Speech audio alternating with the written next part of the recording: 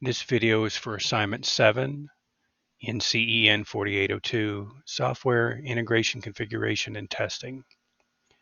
In this assignment, we basically create a workflow where we have the requirements of showing the code, unit testing, distributed version control, build automation, continuous integration, continuous delivery, and some kind of a container of virtual machine export where we have an image and a container. And we're going to walk through these one at a time. To begin with, we have our application. We have a console application from module 1, which is a simple Fibonacci method that will return the nth value of a Fibonacci sequence. We have a default value of 10, and 10 will be passed in. I have some conditions. If n is 0, return 0. If it's less than 2, return 1. Otherwise, you step through the recursive function to find the nth value of your Fibonacci method. And we're going to test that right now. We're going to run it. The 10th term of the Fibonacci sequence is 55, so it seems to be working correctly. Now we need to have some tests. In our case, we've used some JUnit tests where we want to verify that it returns 0 if you pass in 0. If you pass in 2 or less, it returns 1. Or if you pass in other values, it will return the value of the term passed in. So we're going to run our main tests in the console, and our tests have passed. We have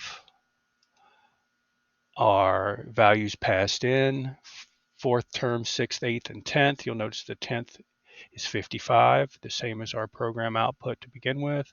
That same sequence is returned in reverse, and the values are the same, verifying that is correct.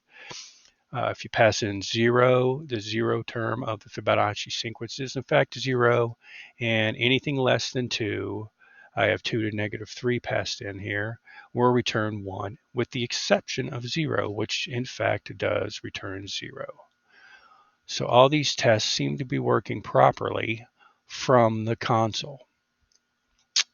In the Maven build, we use Maven as our automated build. We have the option to run the tests as well, and we're going to do that now.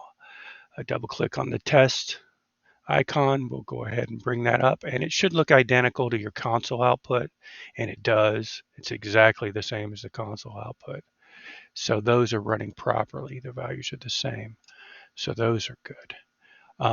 To run your actual application in Maven, you need to package that up. And after some scaffolding up, it will create a target file. And in that target file, pay attention to this Fibonacci assignment snapshot.jar. It creates one with your program name, whatever your application is, and a version, a snapshot of that. And it's a jar file, and you're going to need that to run your application. So let's go to the terminal window. I'm going to have to get into the correct directory here.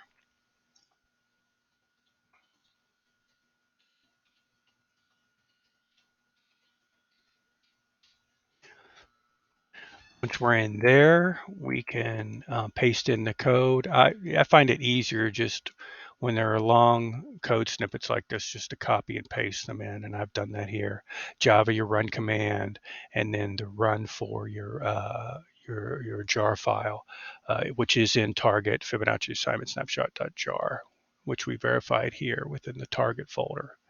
And you want to run the main class, of course. So this should return the same value and sequence as your console main application did. And it did. The 10th term of the Fibonacci sequence is 55. So we verified that, and that's done. And your build, your Maven build, is working correctly. The next thing we want to do is to maybe bring in some version control here. We'll go to our GitHub site. This is the latest merge that I have and version that I have. And I want to double check within Fibonacci. We have our target file, and there's our Fibonacci assignment 1.0.jar. Add Docker functionality 2 days ago was, it looks like, the latest commit. And I'll verify that there are several commits here. Yep, that is correct. So they're all here, and it's important that we keep our GitHub up to date for a couple of reasons, and I'll show you one of them now. On Jenkins, our CI/CD tool, I've made a project, Maven build, Fibonacci, and what this does is it will go to the GitHub account. It will pull that repository, and it will run, when you run a new build, it will incorporate all the changes and updates that you've made since then. The last one I did was this morning, no changes, and we've done a few before that. Every time we did a change, we did a build.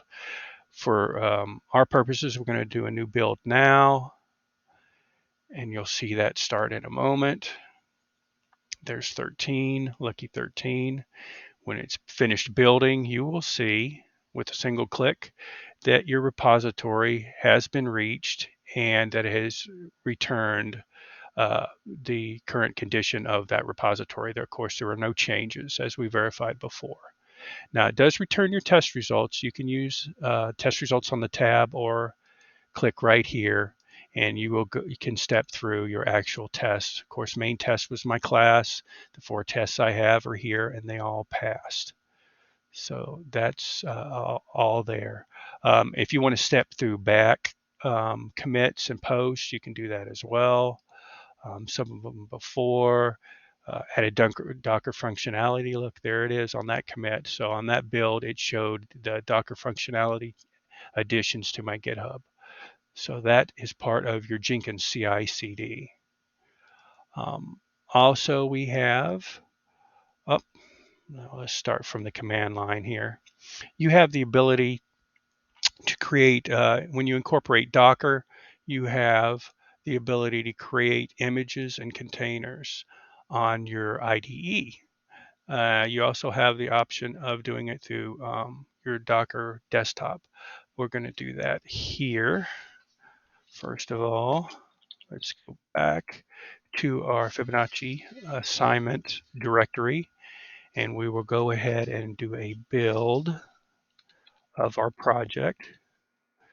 To begin with, before I start that, I want to draw your attention to the Docker file. This is what is necessary to do your image, to create your images and run your containers. You need some basic information. Uh, in my case, where I'm getting it from, I'm using JDK 11 for my project, so I have that. I'm running I'm going to make a directory called my app within Docker.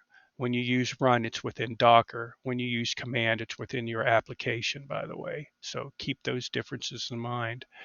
I'm going to copy my source folder, which is here, into the newly created My App folder, and I'm going to work directory from My App, and I'm going to run the main, which is this, which should return the same thing as my console. Okay, so that's the objective there. Okay, so we're going to, excuse me, always make sure you preface it with Docker. We're going to Docker build. And we're going to call this fib demo. Always use lowercase. It doesn't accept uppercase. And we're going to make it version 1.0. And we're going to pull from the same directory that we're in. Make sure you're in the same directory as your Docker file. And it should build for us. And it does. Okay, excellent. So now we need to run it. Run it. This will create the container. Once again, preface with Docker. And the name of your application. Did I call it Fib Demo? I believe I did. Yep, Fib Demo 1.0. All right.